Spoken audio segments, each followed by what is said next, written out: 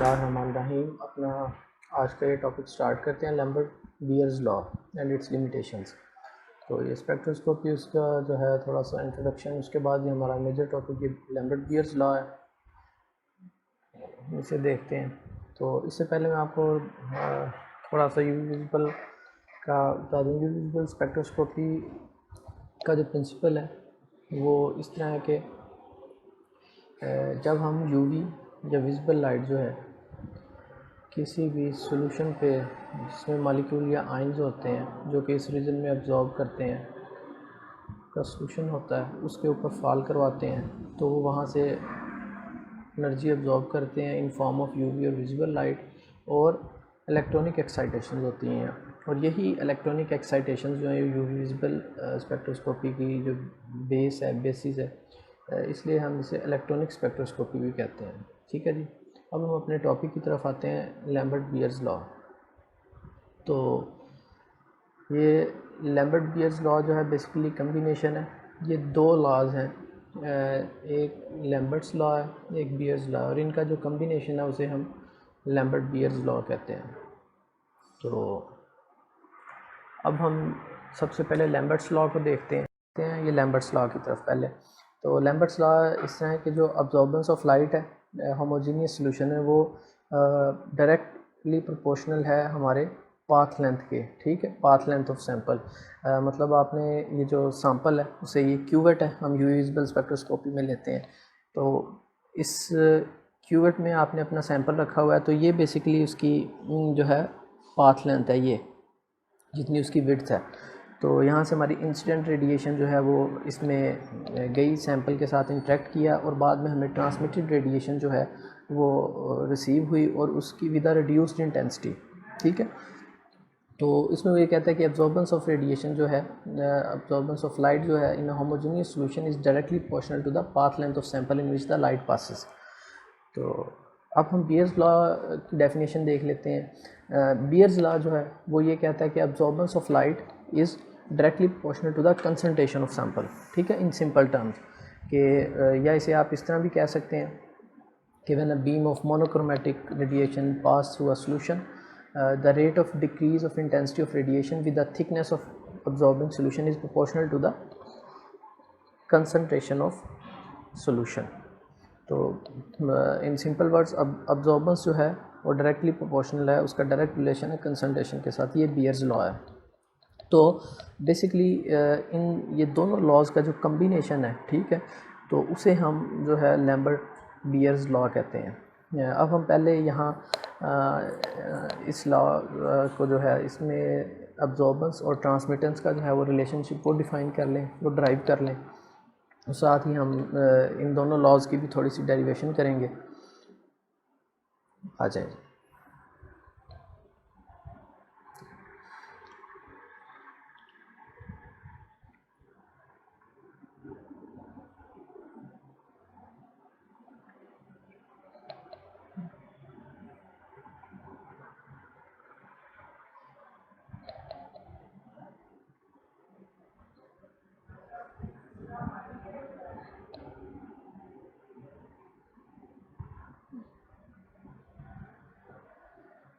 ठीक है,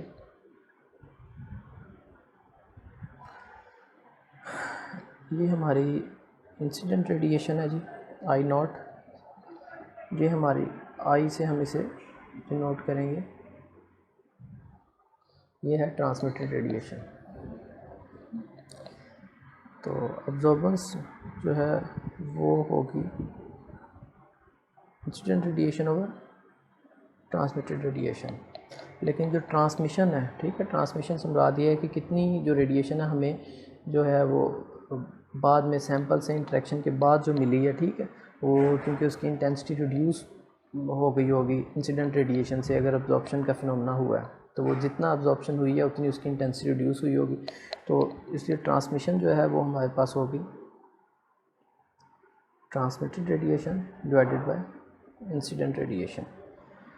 तो मैं इसे यहाँ से रिमूव कर रहा हूँ जी। अब हम ये देखते हैं कि जो ट्रांसमिशन है, अब्जॉर्बेंस और ट्रांसमिशन, इनका आपस में लॉगरिथमिक रिलेशनशिप है, उसे हम देख लेते हैं। वो कुछ यूँ है, A is equal to absorbance ये log 10 इसे हम कॉमन लॉग भी कहते हैं, लॉग विद बेस 10, ठीक है, 1/ट्रांसमिशन, ठीक है। तो एक इसकी ये फॉर्म भी है, हम उसे इस तरह भी लिख सकते हैं, ये आपने मैथमेटिक्स में देखा होगा, इससे हम माइनस लॉग इसकी बेस 10 टी, हम इसे ये भी लिख सकते हैं, ठीक है। लेकिन फिर हम इसका एक और आगे ये रिलेशन निकालते हैं, वो है जी, इसमें हम जो ट्रांसमिटेंस की हमने पीछे वो वैल्यू थी उसे हम यहाँ पुट करेंगे, वो होगी जी अब्जॉर्बेंस इज इक्वल टू, और ये ऊपर वाली इस इक्वेशन में हम जस्ट ये टी की जगह पे वो इसकी वैल्यू रिप्लेस करेंगे, लॉग 1/, टी की जगह पे हम I/0 जो है वो लिख लेंगे, ठीक है जी। तो अब मैं ये पेज को रिमूव कर रहा हूँ, तो ये आ जाएगा जी अब्जॉर्बेंस इज इक्वल टू, ये हमने यहाँ वैल्यू पुट की, लॉग टी की जगह पे 1/I/0, ठीक है। ये वाला जो है I0 हम रिमूव करेंगे, क्योंकि ट्रांसमिटेंस से transmitted radiation over incident radiation जो कि I/I0 है, ठीक है जी। तो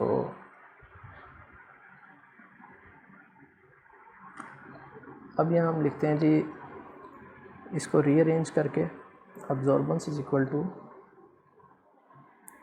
लॉग,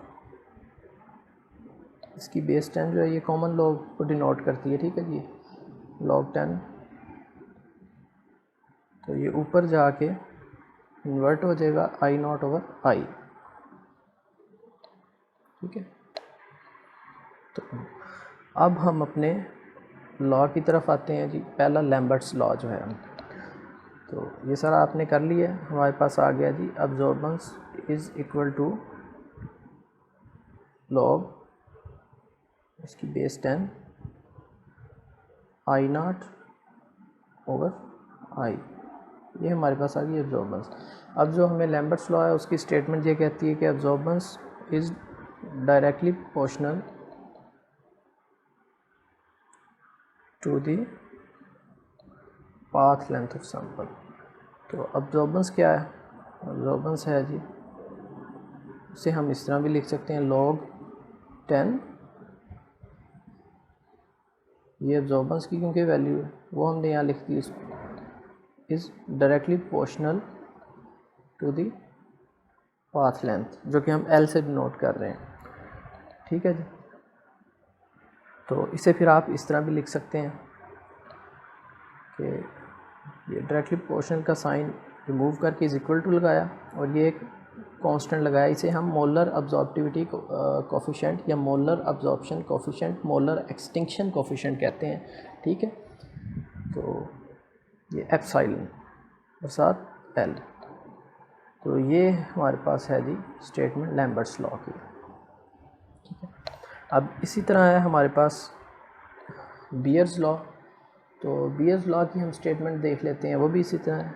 अब्जॉर्बेंस हम उसकी जो है स्टेटमेंट, फिर आपको याद हो मैंने बताया था, absorbance is directly proportional to the concentration of sample, ठीक है जी, कंसंट्रेशन। तो अब्जॉर्बेंस जो है वो किसके इक्वल होती है, हम इसे इस तरह भी लिख सकते हैं, log 10, ठीक है, I/0/I, that is directly proportional to the concentration of sample, C is the concentration, हम C को कंसंट्रेशन को डिनोट कर रहे हैं, ठीक है। तो इसे हम इस तरह भी लिख सकते हैं, ये ऊपर वाली स्टेटमेंट को इज इक्वल टू लगा के एप्सिलॉन, जो कि molar absorptivity coefficient, molar extinction coefficient भी इसे कहते हैं, और साथ C, ये हमारे पास स्टेटमेंट आ गई बियर्स लॉ की। तो कंबाइंड लैम्बर्ट बियर्स लॉ वो ये है कि absorbance is directly proportional to the path length as well as the concentration of sample, ठीक है। तो इसे अब देखते हुए हम उसे लिखते हैं जी, तो इसमें जी absorbance is directly proportional to the concentration as well as path length. तो अब्जॉर्बेंस जो है वो किसके इक्वल थी, हमने देखा log 10 I naught over I, or that is directly proportional to the concentration as well as path length of sample. तो हम इज इक्वल टू लगाएंगे तो ये मोलर एब्जॉर्बिविटी कोफिशिएंट और इसे मोलर एक्सटिंक्शन कोफिशिएंट भी कहते हैं, ये आ गया into see that is concentration and path length that is L. तो ये जो है फाइनल स्टेटमेंट है इसकी बीयर्स लैम्बर्ट लॉ की। इसे हम देखते हैं। तो अब हम जो है लैम्बर्ट बीयर्स लॉ जो है इसकी वो देख लेते हैं कुछ लिमिटेशंस। जी, when different forms of absorbing molecules are present, इसका ये मतलब है कि जब जो है ये लॉ तब ओबे नहीं करेगा जब different forms of absorbing molecule present होंगे और वो इक्विलिब्रियम में होंगे एक दूसरे के साथ। एक मिसाल इसकी ये है कि जब एक ही जो हमारा जो सोल्यूशन है उसमें कीटोरिनोल फॉर्म कीटोरिनोल टाटोमर्स होंगे, ठीक है, जो कि स्ट्रक्चरल आइसोमर्स हैं, तो तब ये लॉ ओबे नहीं करेगा और वो आपस में जब इक्विलिब्रियम में होंगे। और इसी तरह एक और है कि अगर वीक एसिड और उसकी कॉन्जुगेट बेस जो है वो मौजूद होगी और वो आपस में इक्विलिब्रियम में है तो वहाँ ये लॉ ओबे नहीं करेगा और ये डेविएट करेगा। इसकी एक मिसाल ये है, हम देखते हैं जी।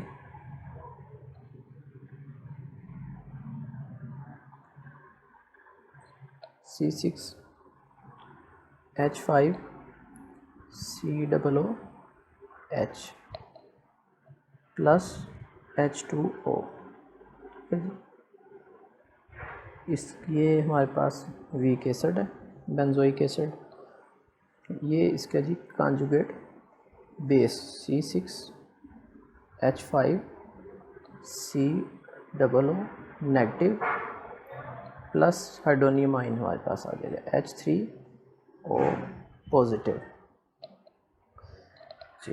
तो अब क्या होगा कि अगर हमारी जो पीएच है वो स्लाइटली जब एसिडिक हो जाएगी, लोअर पीएच हो जाएगी, तो ये हमारे पास एक जो है कॉन्जुगेट बेस है इसकी बेंजोइक एसिड की वो ज़्यादा यहाँ पे ये इसकी प्रोडक्शन होगी, ठीक है, और साथ ही हाइड्रोनियम आइन बनेगा।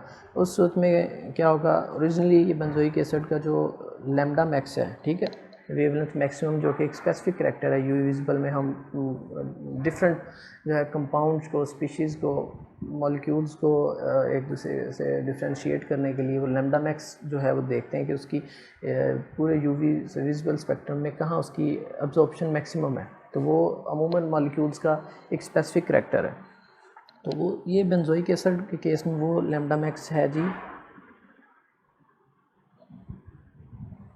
273 नैनोमीटर, जबकि अगर इसका जो है ये इक्विलिब्रियम इस तरफ शिफ्ट हो जाता है और ये कॉन्जुगेट बेस है और ये हाइड्रोनियम आइन है, ये इनकी प्रोडक्शन होती है, तो इसकी वजह से बेंजोइक एसिड की जो ट्रांसफॉर्मेशन है इसमें इसकी कॉन्जुगेट बेस में, तो लैम्डा मैक्स भी जो है वो शिफ्ट हो जाएगी और इस केस में यहाँ पे लैम्डा मैक्स जो है वो 268 नैनोमीटर हो जाएगी, ठीक है, वो 268 होगी नैनोमीटर। तो ये यहाँ पे लॉ जो है वो डेविएट किया है, ठीक है।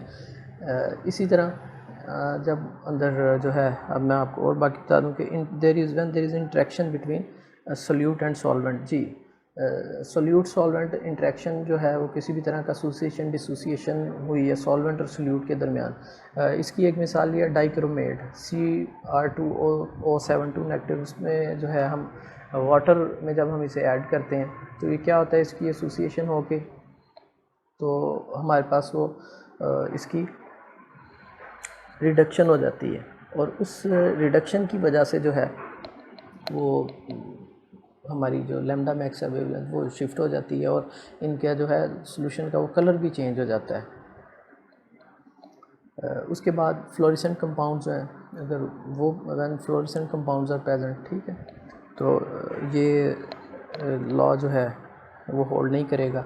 और इसी तरह सबसे इम्पोर्टेंट है not applicable at higher concentration जी, बिल्कुल इसकी जो है जो हमारे पास अब्जॉर्प्शन और कंसंट्रेशन की जो लीनियर कर्व है वो मुतासिर होती है एट हायर कंसंट्रेशन, जब सैम्पल इज़ कंसनट्रेटेड, ठीक है, this law holds in lower concentration.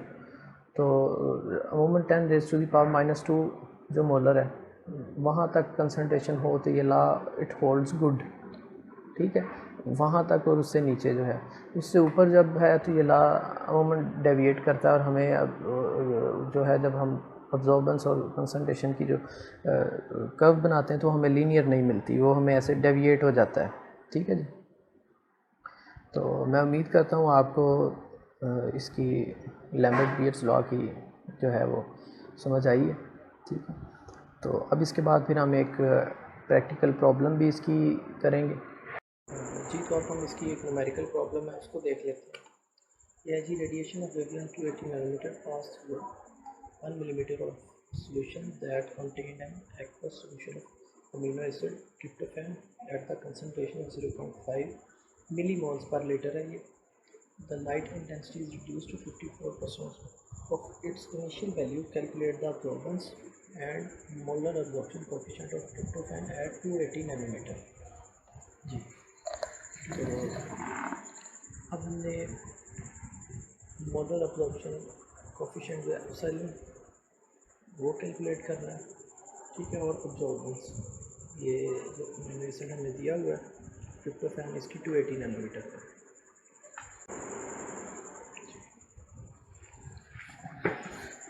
तो हमें क्या क्या गिवन है वो हम सबसे पहले चाहो देख लेते हैं जी। ऊपर कंसंट्रेशन हमें गिवन है, that is C is equal to 0.5 millimole per litre. हम इसे मोल्स पर लीटर में कन्वर्ट करेंगे कंसंट्रेशन को। तो ये मिलीमोल छोटा यूनिट है, मोल पर लीटर जो है वो बड़ा यूनिट है, इसलिए हम क्या करते हैं, इसे 1000 से डिवाइड कर देंगे। तो उसी चीज़ को मैं इन शॉर्ट क्या कर रहा हूँ, तो नीचे हमने 1000 से डिवाइड किया, उसे यहाँ लिख रहा हूँ 10⁻⁻³ मोल पर लीटर, ठीक है जी। ये हमारे पास हो गया। उसके बाद जी क्या है हमारे पास, हाँ जी, हमें दिया हुआ है the light intensity is reduce to 54% of its initial value. Reduction in light intensity है, तो ये इसका मतलब है ट्रांसमिशन की बात कर रहे हैं। T is equal to I और I0 क्या होता है transmission, that is equal to 54%, तो ये हो गया 0.54, ठीक है।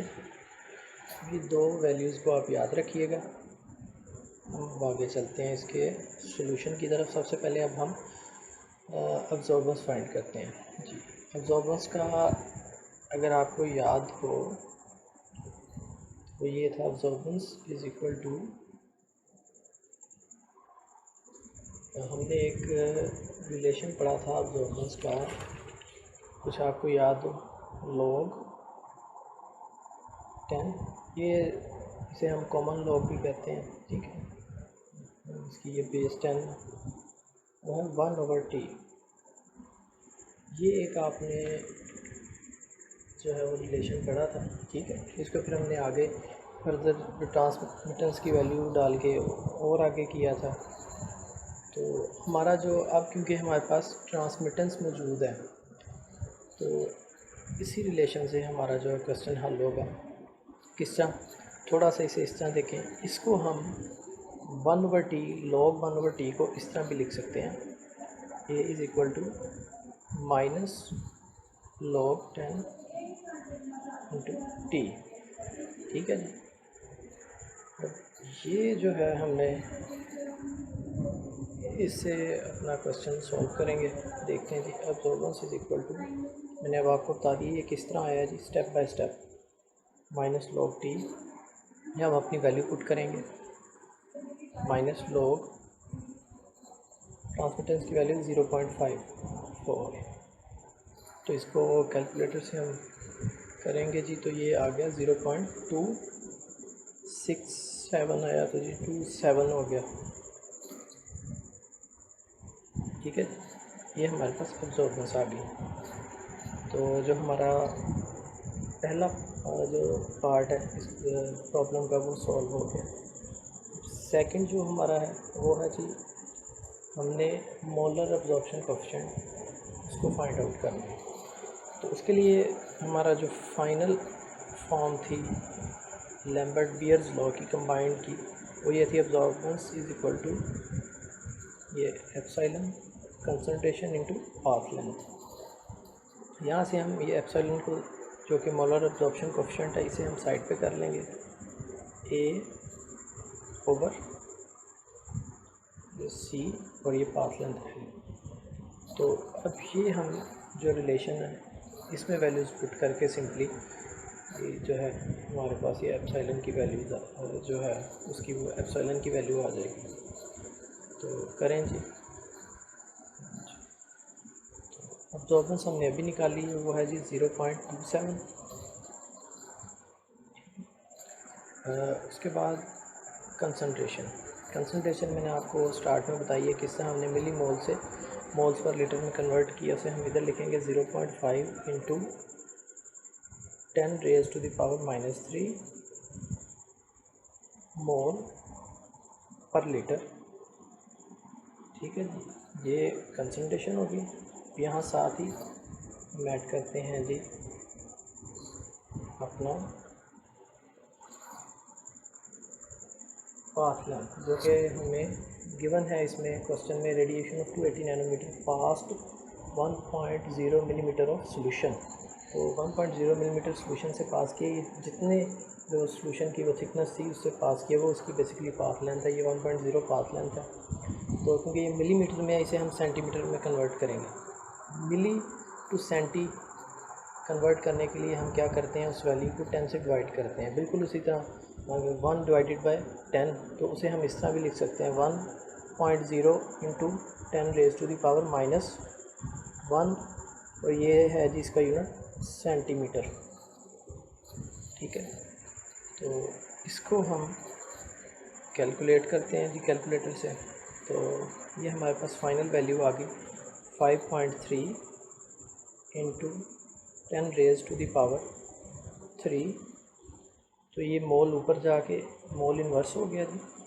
ठीक है, तो ये पर लीटर था तो ये लीटर हो गया ऊपर जब हमने इसे किया शिफ्ट। और ये सेंटीमीटर जो था ये भी सेंटीमीटर इन्वर्स हो गया।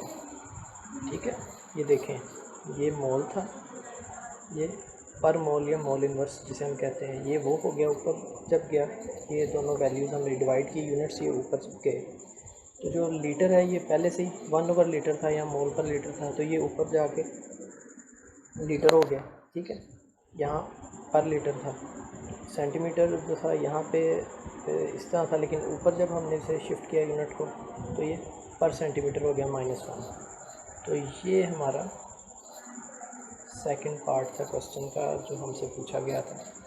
ओके, तो इसी तरह आप भी जो है इसी जो प्रॉब्लम की स्टेटमेंट में से पाथ लेंथ चेंज करके, ट्रांसमिटेंस जो हमें दी हुई है उसे चेंज करके, या जो वेवलेंथ दी हुई है उसे चेंज करके आप अपनी प्रैक्टिस के लिए इन क्वेश्चंस को कर सकते हैं। इससे एक तो आपने पीछे जो ये लॉ पढ़ा है इसकी जो डिफरेंट अंदर जो फॉर्म्स हैं, ठीक है, इसमें अब्जॉर्बेंस और ट्रांसमिटेंस का रिलेशनशिप जो पूरा लॉ है वो आपकी एक जो चीज़ें स्ट्रेंथन होगी, प्लस आपकी ये प्रैक्टिस हो जाएगी एग्ज़ाम के लिए।